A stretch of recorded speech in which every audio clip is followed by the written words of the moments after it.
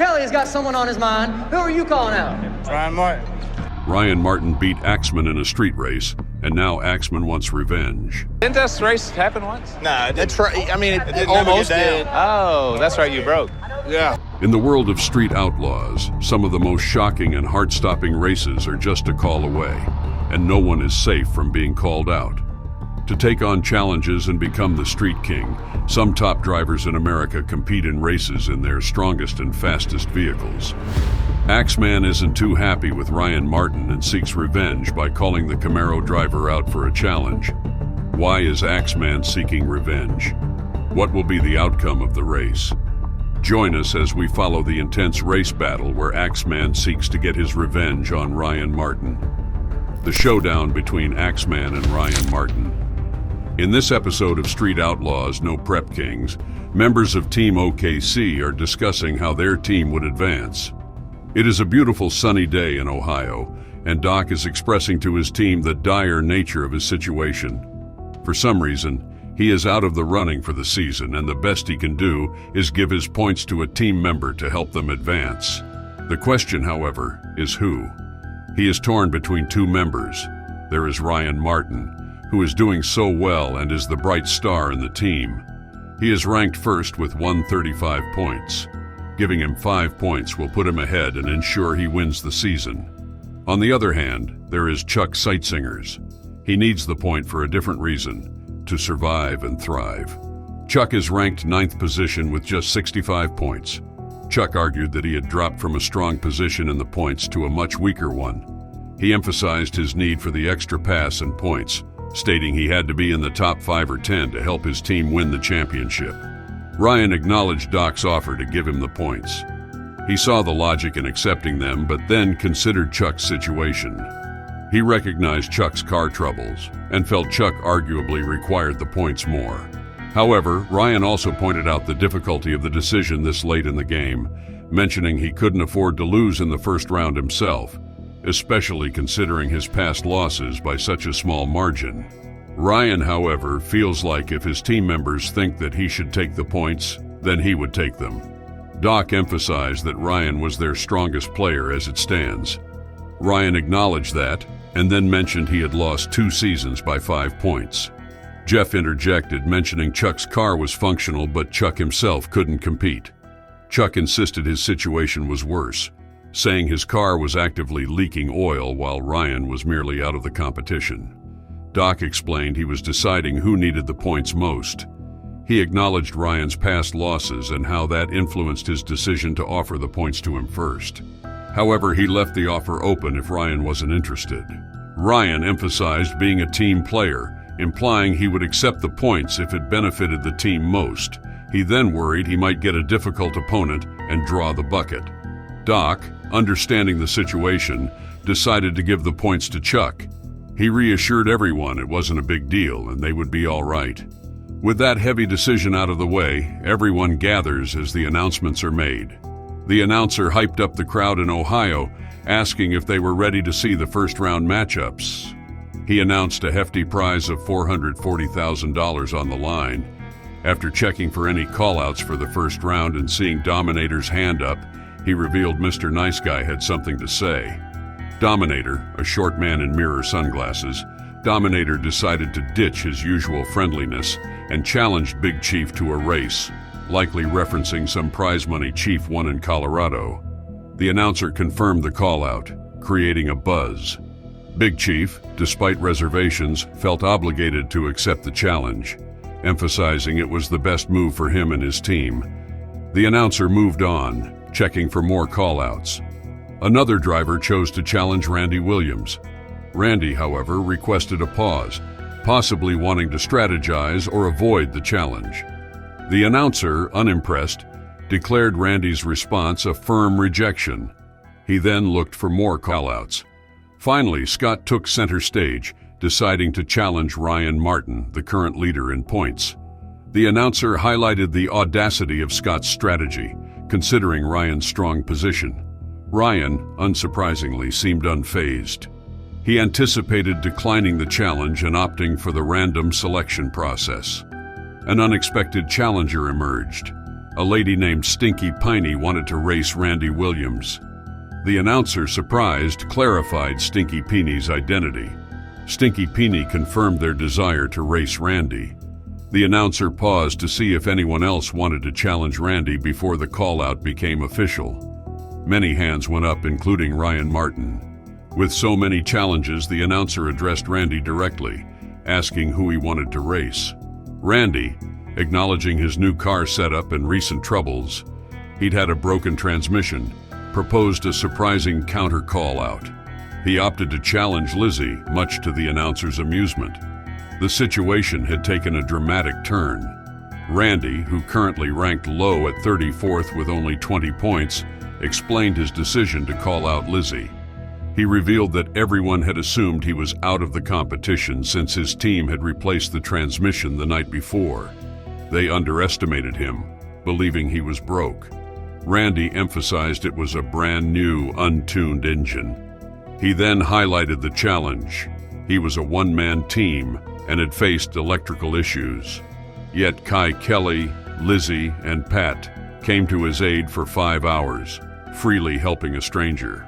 Randy felt he owed them a favor, and that's why he chose Lizzie for his counter call-out. The announcer shared that Lizzie had accepted the call-out. Lizzie, who was ranked second with 110 points, expressed feeling remorseful about taking the call from Randy Williams, but viewed it as an easy win to advance to round 2 without needing to call out Ryan or select one of her teammates. The announcer then asked if there were any more call-outs, and Larry Larson indicated he had someone in mind. Larry mentioned that the person he wanted was standing next to him. The announcer clarified the person's name as Kelly Bluebaugh. The announcer informed Kelly Bluebaugh that Larry Larson was calling them out and inquired about their response. Kelly expressed readiness to accept the call-out. The announcer confirmed Kelly's acceptance and stated that they were now locked in. Then the announcer asked if there were any more call-outs, and Doc signaled his intention to speak. Doc mentioned that Chuck had been somewhat harsh on him lately.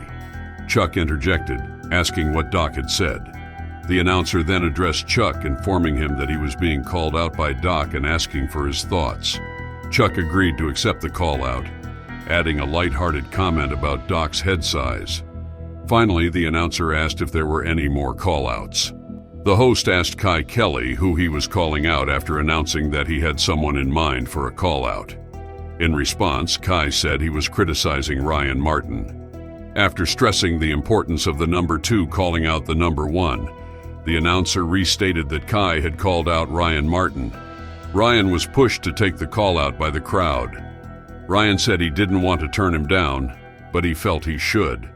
Ryan's choice to decline surprised the announcer. Ryan was forewarned by another driver that they would not take well to him drawing them. The remaining drivers were then told to step forward and take a draw from the bucket. They all scrambled for their lot in the bucket. Ryan mentioned that they had adjusted the weight of the car, implying that it should be handled well in various situations. He emphasized the significance of racing against Larry Roach, also known as Axman, acknowledging that if he were to be outrun by Roach, it would greatly affect his points lead and allow competitors like Kai and Lazy to catch up, which he couldn't afford. Axman expressed his belief that he would have a better chance of racing in the first round rather than the last, considering the potential impact on Ryan's points if he were to defeat him. Axman recounted his decision not to call out Ryan Martin after a group meeting, and instead relied on luck to determine their matchup. Drawing Ryan Martin was a result he desired, as he felt it was necessary to defeat the top competitor to solidify his standing. Jeff recalled a previous race between Axman and Ryan Martin, prompting Ryan to clarify that while it almost happened, it didn't occur due to Axman's car breaking down. During a flashback to a previous final where Axman automatically lost to Ryan due to a mechanical failure, the announcer congratulated Ryan Martin as the Illinois No Prep Game champion. Jeff asked Axman about the crank sensor, to which Axman replied that he had checked it numerous times, even shaking it. Ryan expressed his determination to finish the upcoming race on top, emphasizing the importance of winning to maintain his points lead. The race starts with the revving of engines. At the signal to go, both cars speed down the short stretch of road. It takes a couple of seconds for both to reach the finish line. Ryan Martin has won the race. Ryan expressed satisfaction with winning the first round, seeing it as an opportunity to settle the score from the previous race at Route 66. He considered it a good race and was pleased to advance to the second round. In another matchup, Amarillo Mike mentioned that all preparations for his car were completed, ensuring everything was in top condition. Facing Vixen in the first round, he acknowledged Vixen's competitiveness and emphasized the importance of winning to avoid Kayla having to race him in later rounds. He's aiming to get her to the championship. Rich Bruder, also known as the Vixen, discussed drawing Amarillo Mike in the first round, recognizing him as a strong competitor. Reflecting on past issues with the car's headers during a race in Colorado, his team had made necessary adjustments and were prepared to see how things played out in the current race. After Amarillo Mike won the race, he expressed readiness for the next round, eager to continue their success and defeat another opponent. Next, Big Chief goes up against Kai Kelly and the Vixen, two racers arguably more skilled than him at drag racing. Big Chief wins, whopping $40,000 after battle with Kai Kelly. Big Chief, ranked 22 with 35 points, has got a race coming up against Kai Kelly, and Ryan Martin is propping him up for the showdown.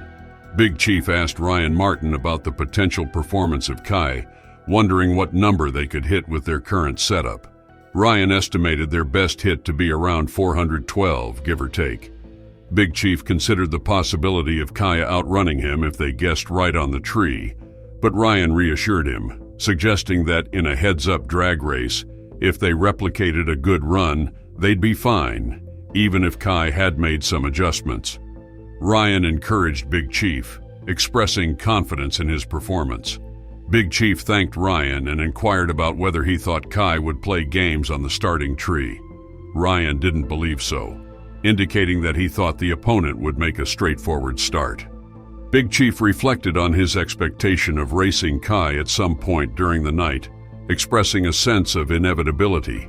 He recounted their past street races, where Kai consistently won, but mentioned his victories over Kai at the track, notably at Bristol, for a significant prize. Big Chief acknowledged Kai's speed and expressed both happiness and nervousness about the upcoming race, recognizing Kai's potential but feeling confident in his abilities. Ryan acknowledged Big Chief's sentiment about feeling due for a win. Big Chief expressed his confidence, stating that he felt like he was overdue for success. Ryan encouraged Big Chief to perform his best.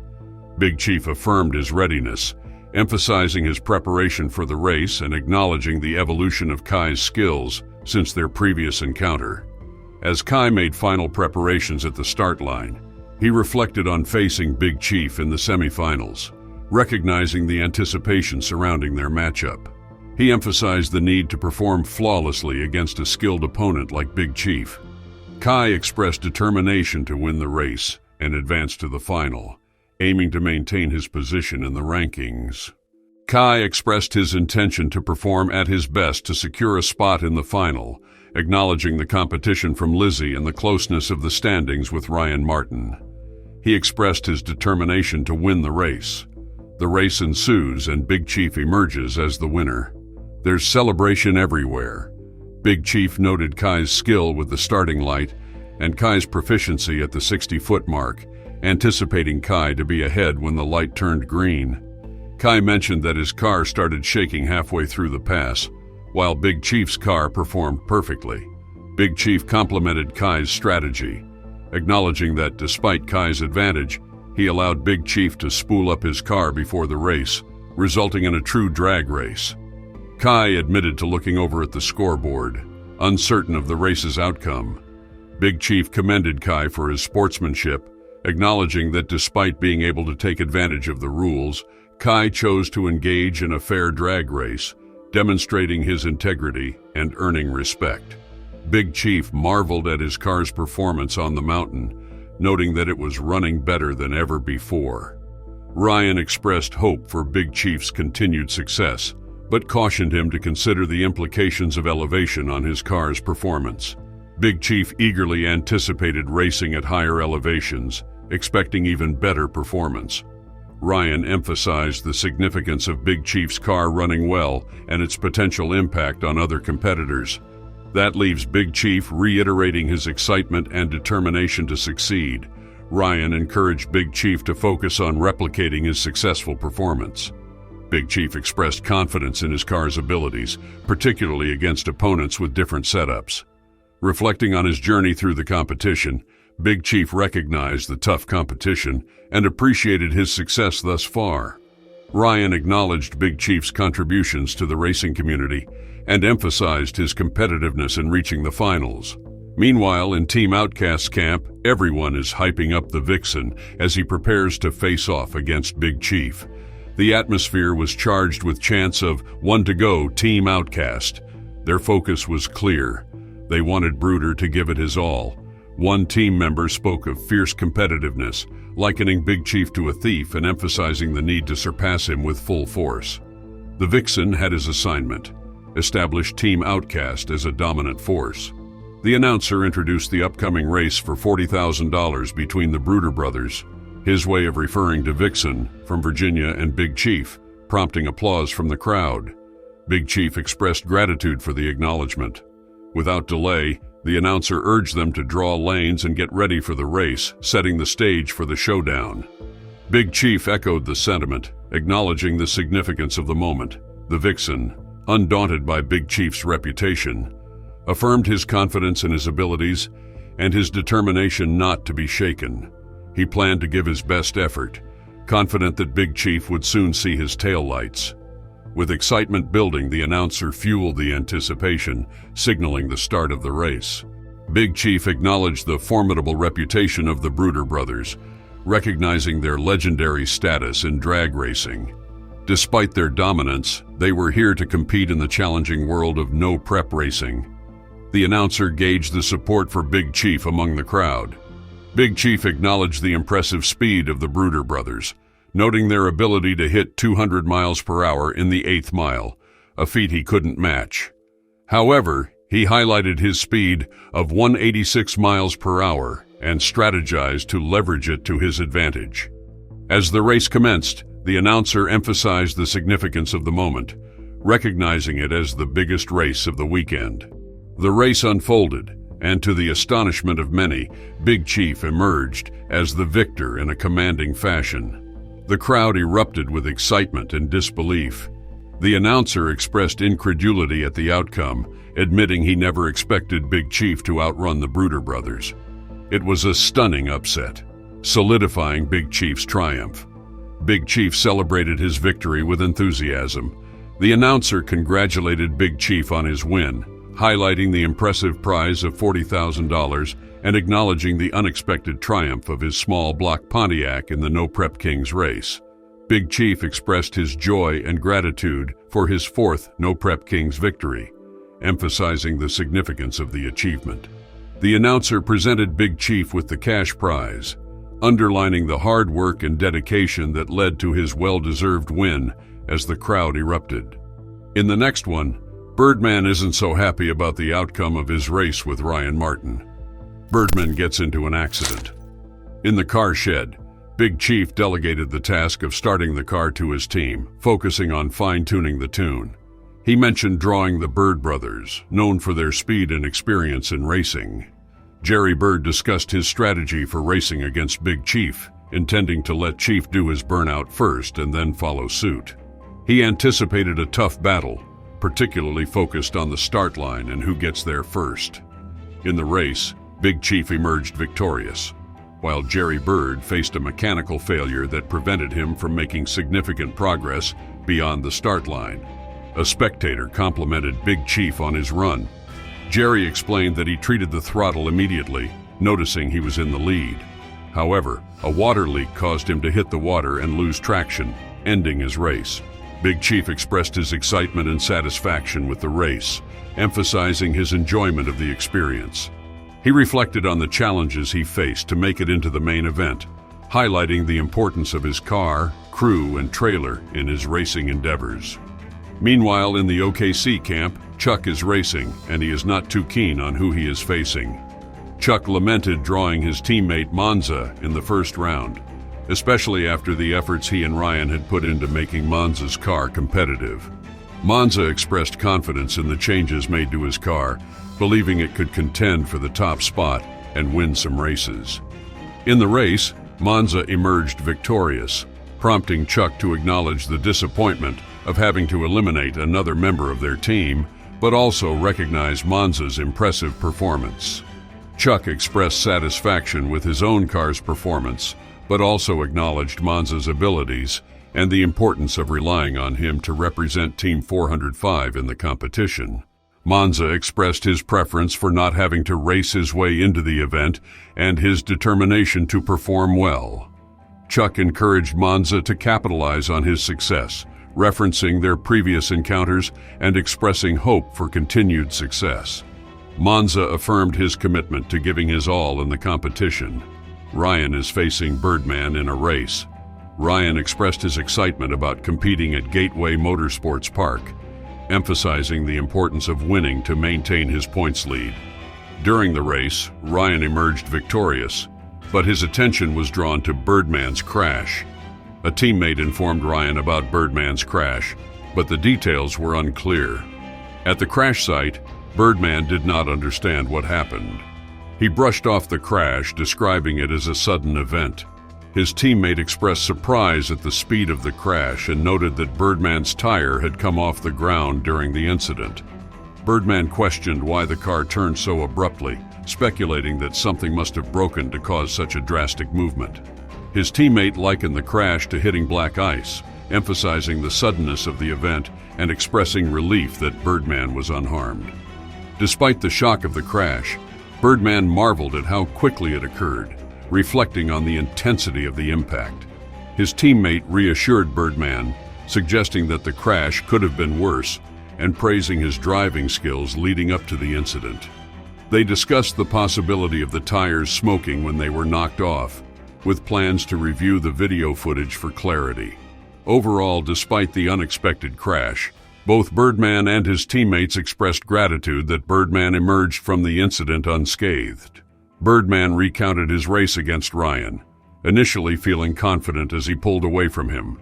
However, the crash happened so suddenly that he didn't realize he was in trouble until after it occurred. He expressed disappointment at not holding up his end of the deal after swapping chips with Doc and Ryan. Nevertheless, he expressed happiness for his teammate moving on to round 2. His teammate offered support and affection, expressing love for Birdman and willingness to assist him in any way he needed. Birdman thanked him and appreciated the support, indicating that he would keep him updated. His teammate encouraged Birdman to focus on the next race and go after the $40,000 prize. Chuck, 55, described his first-round race against Ronnie Pace, acknowledging Ronnie as a skilled racer with a fast car equipped with Nitrous.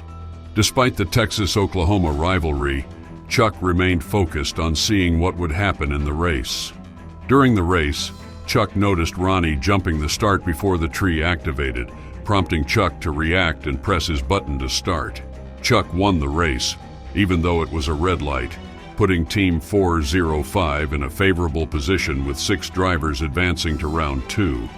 Ronnie Pace congratulated Chuck on his victory, acknowledging Chuck's skill in coming around him during the race. In a heated rivalry between 2 drivers, anything is inevitable. Big Chief and the Reaper getting into it, and what happens next makes one of them very happy. The collision. Randy Williams faces off against Sean Wilhoit. Randy expressed confidence in his new car's performance on the track, believing it to be suited for nitrous use. However, Sean Wilhoit emerged as the winner of the race. Sean Wilhoit reflected on the race, noting that they managed to defeat their opponent and get the professor onto the trailer while keeping the car stable on all 4 tires. He mentioned Team Texas's recent struggles but expressed optimism about their new motor's performance, which enabled them to advance to round 2. Randy Williams congratulated Sean on the win and encouraged him to continue striving for victory. Sean jokingly remarked that if Randy didn't stop calling him up, people might perceive him as nice, indicating a playful dynamic between the 2 competitors. The Reaper commented on Big Chief's transition to the world of no-prep racing, noting that despite Big Chief's previous skepticism about the sport, he eventually recognized its appeal and started participating. The Reaper expressed satisfaction at seeing Big Chief at no-prep events, despite their history. In a flashback, the Reaper and Big Chief discussed a controversy surrounding the Reaper's car. Big Chief clarified that the Reaper's car was made of fiberglass, not steel, as rumored. However, the Reaper remained adamant that it had steel components, leading to tension between them. Despite their disagreement, others present interjected, expressing Big Chief's fondness for the Reaper, indicating that he harbored no ill will toward the Reaper. The Reaper expressed confidence in his abilities going into the race against Big Chief, emphasizing his belief that he had a faster car. However, he also noted a lingering tension between himself and Big Chief, suggesting that while he harbored no animosity, the feeling may not be mutual. Big Chief, on the other hand, admitted to feeling nervous about racing the Reaper in the first round on an unfamiliar track and in the heat of the day. He acknowledged the discussions he and the Reaper had about each other's cars in the past, highlighting the pressure he felt to perform well and disprove any doubts raised by critics. The prospect of losing to the Reaper in a no-prep race weighed heavily on him, as it would potentially validate criticisms about his racing prowess. After winning the race against the Reaper, Big Chief expressed relief at the outcome, describing the experience as nerve-wracking. He acknowledged the progress made and the data collected, anticipating improvement as the night progressed and expressing determination to continue racing. Big Chief and the Reaper embraced, with Big Chief thanking him for the race and expressing excitement about advancing to the second round. He emphasized the significance of making it this far and the opportunity to challenge perceptions about his racing abilities. Big Chief remained optimistic about his chances and committed to continuing to compete, regardless of the location or circumstances. Scott Taylor expressed confidence in his car's speed compared to Chuck 55, noting the advantage of having a big pro Charger. Despite losing to Chuck in their previous race, Scott remained optimistic about his chances this time, especially given his close position in the point standings. During the race, Scott's plan unfolded as expected, with his car experiencing some wheel spin halfway through. However, Scott's determination to win drove him to push through the wheel spin, ultimately allowing him to surge ahead of Chuck and claim victory at the finish line. Scott reflected on Lizzie's recent successes and hoped to continue the trend by winning the current event, reinforcing the importance of every race in the points chase. What are your thoughts about the Street Outlaws? No Prep King show? Remember to drop your opinion in the comments. If you want to see more thrilling videos like these, don't forget to like, share, and subscribe to the channel for more interesting videos.